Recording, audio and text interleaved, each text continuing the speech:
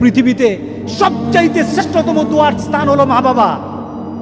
ওই মা বাবা যদি হাত পাতে আরশ পর্যন্ত পৌঁছে যায়, ওই মা বাবা যদি বদদুয়া করে, পৃথিবীর সব তীর সব টার্গেট মিস হতে পারে, কিন্তু মা বাবার বদদুয়া কখনো মিস হয় না, কখনো মিস হয় না। আর সন্তান মা বাবার জন্য যখন দোয়া করে, পৃথিবীর কোনো হুজুর, পৃথিবীর কোনো বুজুর্গ ব্যক্তির দোয়া কবুলের ব্যাপারে সন্দেহ থাকতে পারে, কিন্তু সন্তান যখন মা বাবার জন্য দোয়া করে, এই দোয়া আল্লাহ ফেলে দেয় না। সুবহানাল্লাহ। কারণ মা বাবার এই দোয়াটা শিখিয়ে দিয়েছেন স্বয়ং আল্লাহ সুবহানাহু ওয়া তাআলা, রব্বির হামহুমা কামা রব্বায়ানি সাগীরা। আপনি কবরে থাকবেন, আপনি প্রত্যেক নামাজে আপনার সন্তান দোয়া করবে আপনার জন্য, রব্বির হামহুমা কামা রব্বায়ানি সাগীরা। পড়েন, মা বাবার জন্য দোয়া করেন প্রতি নামাজে বলেন মা বাবার জন্য, রব্বির হামহুমা কামা রব্বায়ানি সাগীরা।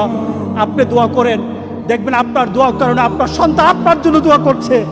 আপনাকে আল্লাহ যেন এমন সুযোগ করে দেয়, এমন কুলাঙ্গার সন্তান যেন আমাদের সন্তানগুলো আল্লাহ না বানায়। সবাই বলেন আল্লাহুম্মা আমিন।